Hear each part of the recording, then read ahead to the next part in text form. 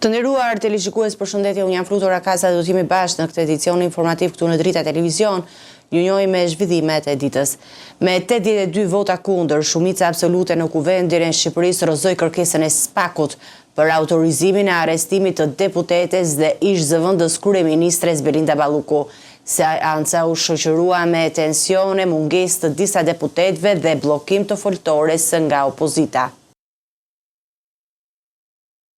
Vetëm me 82 votat e nevojshme, shumica socialiste në kuvend i tha jo në përfundimtare kërkesës së strukturës së posaçme kundër korrupsionit dhe krimit të organizuar për autorizimin e arrestimit të deputetes dhe ish zëvendës kryeministres Belinda Balluku. Vetë protagonistja e kësaj seance, Balluku, zgjodhet mos ishte e pranishme në sallën e parlamentit gjatë debatit për votim, ndërkohë kryeministri Edi Rama qëndroi në sallë deri në momentin e votimit. Seanca u shënua edhe në mungesa dhe qëndrime të ndryshme brenda rallëve të socialistëve. Karrika e lënë bosh nga ish kryetaria e parlamentit Eliza Spiropali, e cila bojkotoi pjesëmarrjen në këtë seancë, u interpretua si një shenjë përplasjeje me Ballukun dhe një thyerje e vendimit politik të grupit socialist. Po ashtu munguan edhe deputetët Fatmir Xhafaj dhe Blendi Gonxha, të cilët ndodheshin jashtë vendit. Në mungesë të gazmen të bardhë dhe të raportin e opozitës në favor të dhënies së autorizimit për arrestim, e lexoi deputeti Oerd Bilugbashi, ndërsa raportin kundërshtues në emër të shumicës e paraqiti ish ministri i drejtësisë Ulsi Manja. Seanca u shoqërua dhe me tensione në sallë, bllokimi i foltores nga deputetët demokratë detyroi socialistët të aktivizojnë atë që njihet si mekanizmi i zhbllokimit, i përdorur për të vijuar procedurat parlamentare lidhur me emrin e deputetit Taulant Balla.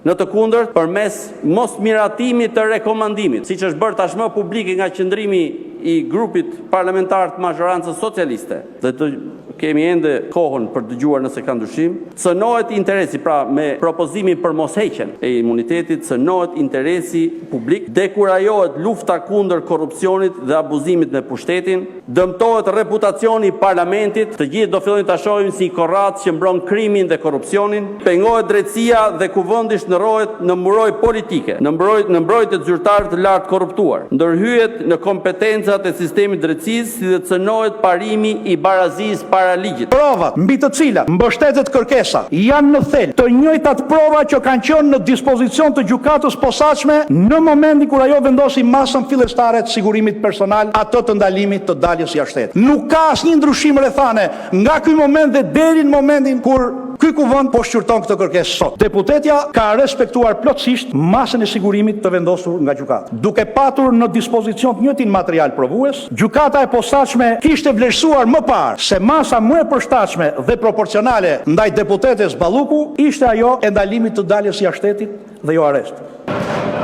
Zoti kryetari i kuvendit, bazuar në 49, kërkoi kalimin votim në pamundësi për të zhvilluar diskutimet.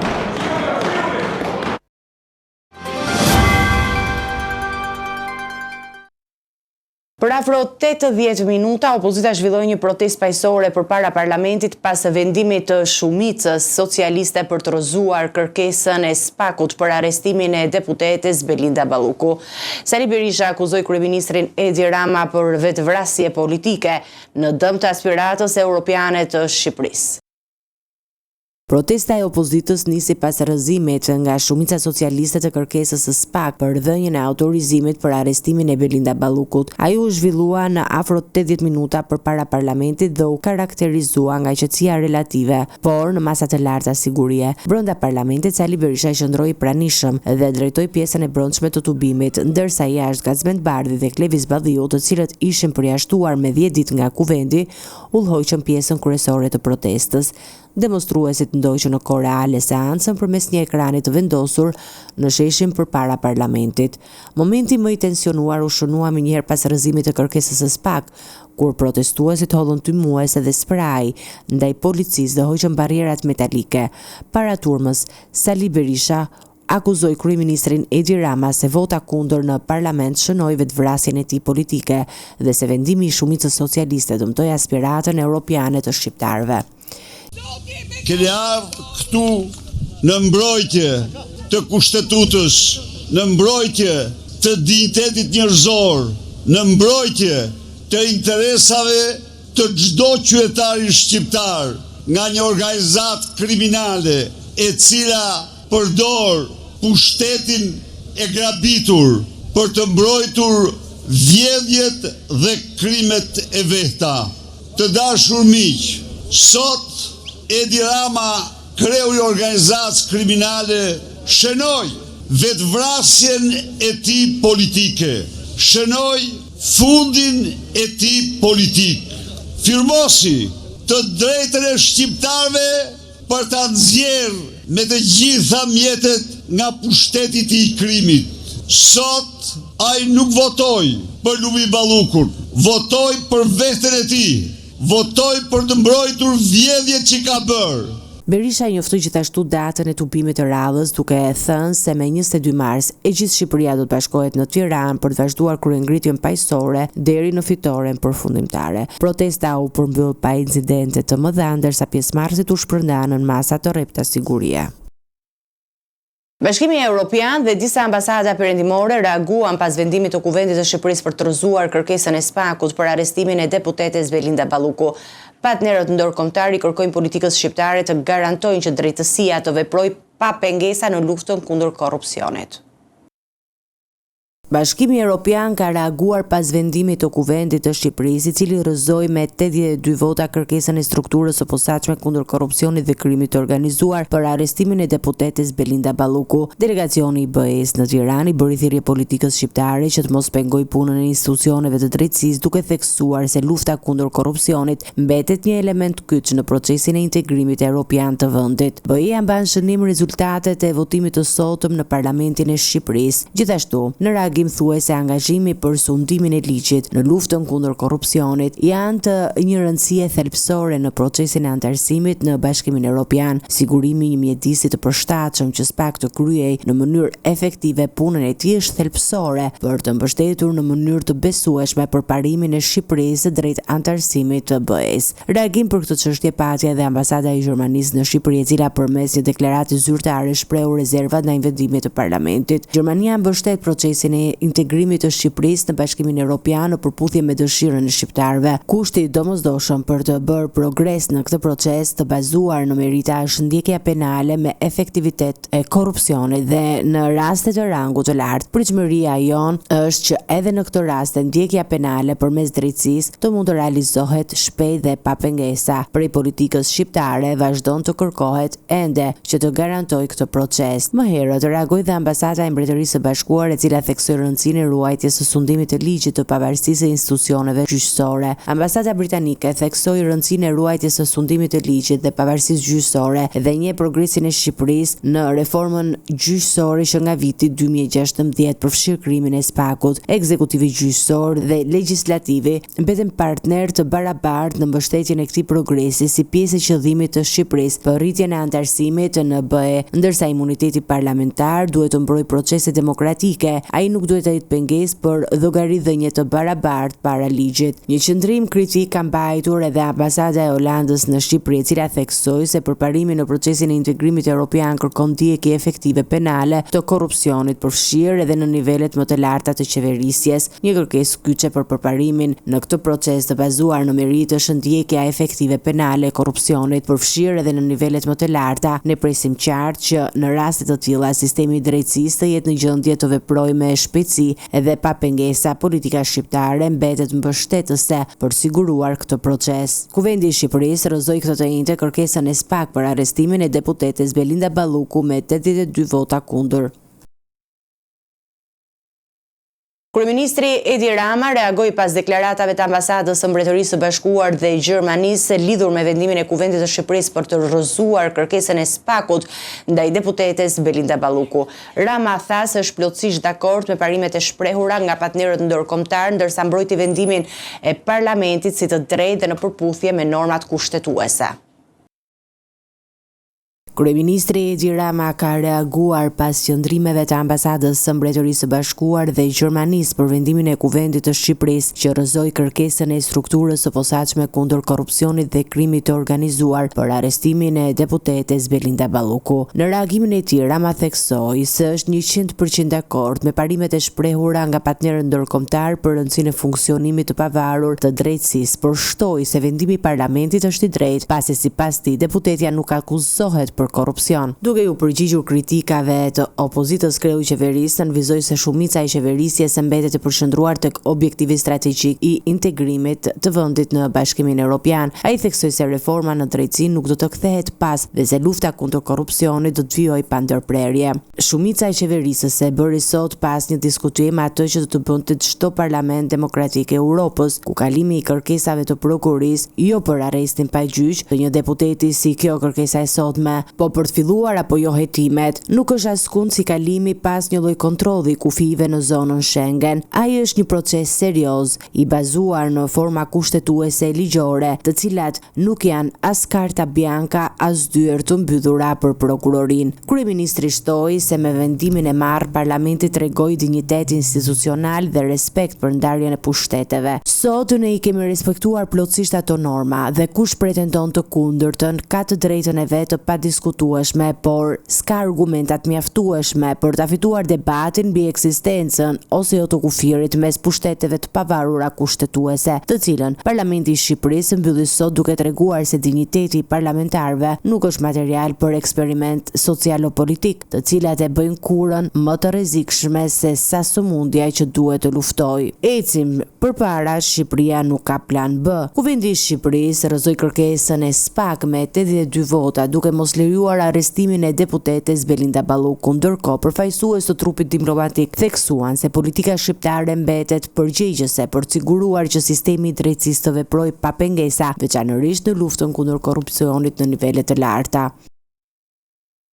Kryeministri Edi Rama deklaroi në intervistën për Turkey Today se Shqipëria nuk ka një plan alternativ për antarësimin në Bashkimin Evropian. Rama theksoi se procesi i integrimit shërben si mekanizëm për reforma institucionale dhe për qeverisje më të mirë. Ai riafirmoi gjithashtu mbështetjen e fortë të Shqipërisë për Kosovën, duke paralajmëruar se çdo kërcënim ndaj saj prek edhe Shqipërinë. Kryeministri Edi Rama deklaroi në një intervistë për Turkey Today se procesi i antarësimit në Bashkimin Evropian është një prioritet i pakthyeshëm për Shqipërinë dhe nuk ekziston një plan B për të arritur këtë objektiv. Kryeministri tha se kjo rrugë nuk është thjesht simbolike, por edhe mekanizëm që ndihmon në vendin të konsolidojë institucionet, të forcojë qeverinë dhe të përmirësojë funksionet e shtetit. Rama gjithashtu riafirmoi mbështetjen e fuqishme të Shqipërisë për Kosovën, duke theksuar se siguria dhe integriteti i Kosovës janë të pandashme nga interesat e Shqipërisë. Nëse preket Kosova, preket Shqipëria. Nëse Kosova është në një kërcënim ekzistencial, edhe Shqipëria është në një kërcënim ekzistencial, u shpreh ai duke vendosur theksin mbi marrëdhëniet strategjike dhe historike midis dy vendeve. Duke komentuar dialogun e ndërmjetësuar nga Bashkimi Evropian mes Prishtinës dhe Beogradit, Rama tha se perspektiva e tij është ndryshe nga ajo e kryeministrit Kosovës Albin Kurti për shkak të përvojës së Shqipërisë gjatë shpërbërjes së ish-Jugosllavisë. Ai kujtoi luftën e përgjakshme dhe dhunën që shoqëroi Kosovën gjatë atyre viteve, duke e bërë qeverinë shqiptare të veprojë me kujdes strategjik dhe historik në rajon. Rama i përshkroi gjithashtu si të pabaza pretendimet e presidentit serb Aleksandar Vučić se Shqipëria, Kroacia dhe Kosova po formojnë një aleancë ushtarake kundër Serbisë. Ai tha se deklaratat e Vučić janë rezultati i frikës dhe mospranimit të realitetit, ndërsa riafirmoi se Shqipëria do të qëndrojë gjithmonë në krah të Kosovës dhe do të mbrojë interesat e saj historike dhe strategjike. Gjykata pritet të vendosë me 18 mars nëse dosja Çes Diaz do të kalojë për gjykim. Ish-presidenti Ilir Meta dhe bashkëpandehura Monika Kryemadhi mohuan akuzat për korrupsion dhe pastrim parash. Të dy theksuan se dokumentet e paraqitura nga prokuroria e posaçme janë të falsifikuara dhe sfiduan pretendimet ligjore të organet e akuzës.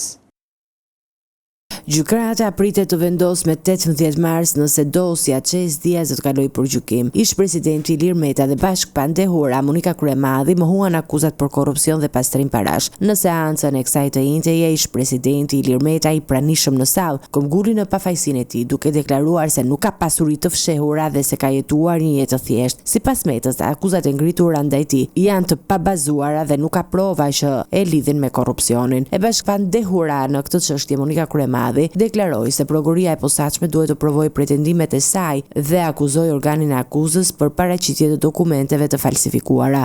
Të dy akuzohen për 3 çështje kryesore: korrupsion dhe pastrim parash përmes dosjes Qes Diaz, mosdeklarim pasurie dhe shpenzim për lobim, si dhe mosdeklarim i disa faturave mjekësore për periudhën 2013-2019. Prokurori Sotir Kullapi pretendon se Meta gjatë kohës si ministër i energjetikës ka shkelur ligjin duke lejuar që shlyerja e borxheve të Qes të bëhej nga shoqëria Dia, e cila nuk përmbushte kriteret ligjore. Gjykata do të vendosë me 18 mars nëse çështja do të kalojë për gjykim, duke vendosur fatin e ish presidentit dhe bashkëpandehurës në këtë dosje të rëndësishme për opinionin publik dhe për luftën kundër korrupsionit në nivelet më të larta.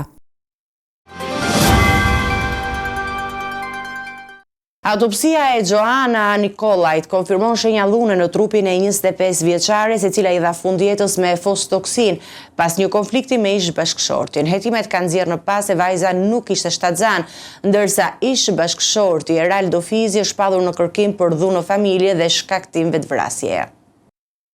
Autopsia e Joana Nikolajt konfirmoi shenjallune në trupin e 25 vjeçares, e cila i dha fund jetës me fostoksin pas një konflikti me ish bashkëshortin. Autopsia e kryer nga ekspertët e Institutit Mjekësisë Ligjore ka zbuluar se në trupin e pajet të 25 vjeçares nga Lezhë ekzistojnë shenjallune. Ky fakt konfirmon dyshimet e familjes dhe miqve lidhur me rrethanat e vdekjes së saj 2 ditë më parë pas konsumimit të fostoksinës. Autopsia ka hedhur poshtë gjithashtu aludimet se vajza mund të ishte shtatzan. Hetimet e prokurorisë tregojnë se Nikolaj dhe ish bashkëshorti i saj Eraldo Fizi, i cili është shpadhur në kërkim për vepra penale, dhunë në familje dhe shkaktim vetvrasjeje, ishin ndarë prej disa kohësh. Joana jetonte me qëra në Tiranë me disa shoqet e saj. Ditën e ngjarjes, Eria ishte takuar me ish bashkëshortin në banesën e marrë me qëra, ku dyshohej se ka ndodhur dhe dhuna, e konfirmuar tashmë nga ekspertiza mjekoligjore. Vajza ka lënë një letër ku kërkonte falje prindërve për veprimet e saj dhe shprehte dëshirën që personat që e kishin lënduar të mos e dëmtonin më. Në gjendje të rënduar, ajo transportua nga shoqja e saj drejt qendrës spitalore universitare Nën Tereza Kundrojet. Mikesha e Nikolajt ka dëshmuar parajtuesve se kishte konstatuar shenjallune në trupin e vajzës. Këngëtari Besart Kelmendi, i njohur dhe me emrin artistik Gjesti, është ndaluar për 48 orë nga prokuroria themelore në Prishtinë. Ai dyshohet për mbajtje të paautorizuar të armëve, kanosje dhe dëmtim të pasurisë. Hetimet janë në fazë të hershme dhe detajet shtesë nuk bëhen të ditura për momentin, ndërkohë që autoritetet po kryejnë të gjitha veprimet për zbardhjen e plotë të rastit. Prokuroria themelore në Prishtinë njoftoi se këngëtari i njohur Besart Kelmendi me emrin artistik Gjesti është ndalur për 48 orë me urdhër të prokurorisë të mërkurën. Ndalimi është bërë mbi bazën e dyshimeve se ai ka kryer disa vepra penale, përfshirë mbajtje pa leje të armëve, veprën penale të kanosjes dhe azhjesimit apo dëmtim të pasurisë. Prokuroria ka sqaruar se policia e Kosovës në koordinim të ngushtë me prokurorin e shtetit është duke ndërmarrë të gjitha veprimet hetimore dhe procedurale të nevojshme për të zbardhur në detaje këtë rast. Pas autoriteteve, brenda fateve ligjore do të ndërmerren të gjitha veprimet procedurale të nevojshme dhe do të merret vendimi për masën e mëtejshme ndaj Kelmendit. Hetimet kanë për qëllim të sqarojnë në mënyrë të plotë rolin e tij në veprimet e dyshuara, duke përfshirë edhe identifikimin e çdo prove dhe dëshmitari që mund të ndihmojë në zbardhjen e rastit.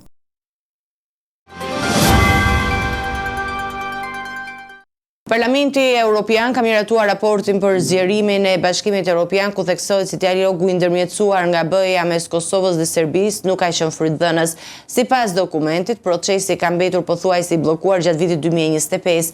Deputetët evropian theksojnë se normalizimi i marrëdhënieve mbetet një kusht thelbësor për integrimin evropian të Kosovës.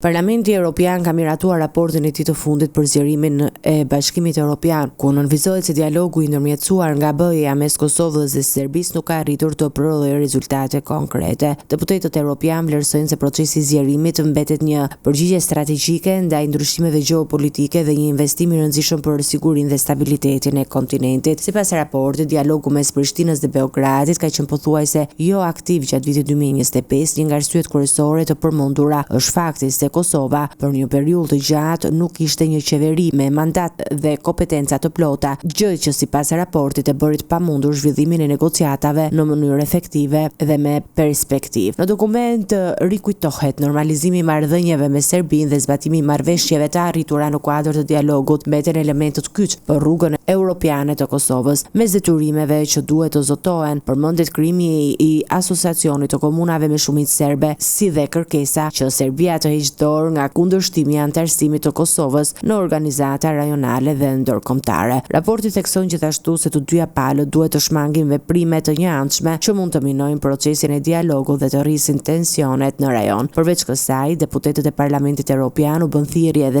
5 shtetasve anëtar të Bashkimit Evropian që ende nuk e kanë njohur pavarësinë e Kosovës që të rishikojnë qëndrimin e tyre dhe të lëvizin drejt njohjes. Sipas eurodeputetëve, përparimi në dialog dhe normalizimi i marrëdhënieve mes dy vendeve mbetet thelbësor për stabilitetin në Ballkanin Perëndimor dhe për perspektivën europiane të rajonit.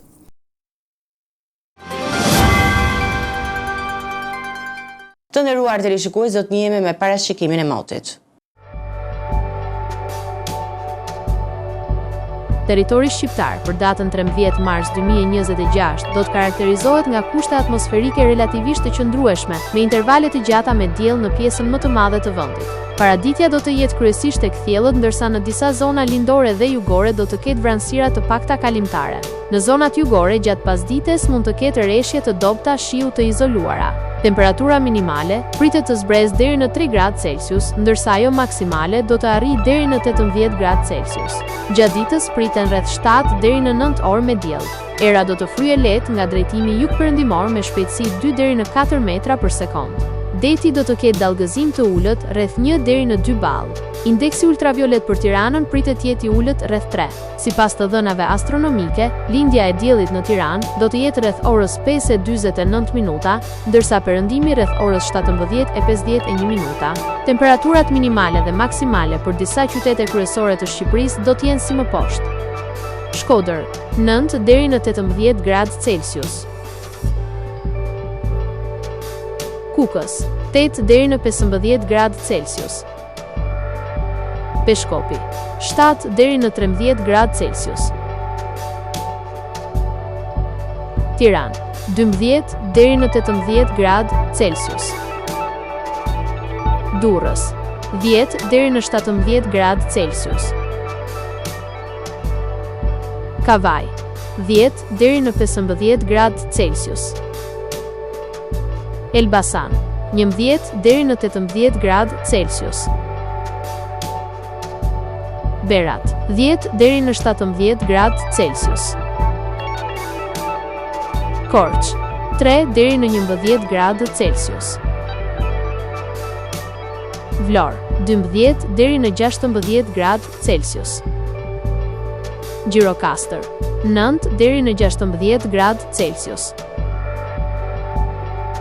Sarand, 11 deri në 17 gradë Celsius. Territori i Kosovës për datën 13 mars 2026 do të karakterizohet nga mot kryesisht i kthjellët me intervale me diell dhe vranësira të pakta në disa zona. Paraditja do të jetë me diell në shumicën e territorit, ndërsa në disa zona qendrore dhe perëndimore do të ketë vranësira të pjeshme. Pasditja vijon me mot të qetë dhe të qëndrueshëm. Temperatura minimale pritet të zbresë deri në 0 gradë Celsius, ndërsa ajo maksimale do të arrijë deri në 16 gradë Celsius. Era do të fryejë lehtë nga drejtimi veri perëndimor me shpejtësi 2 deri në 4 metra për sekond. Indeksi ultraviolet për Prishtinën pritet të jetë i ulët rreth 3.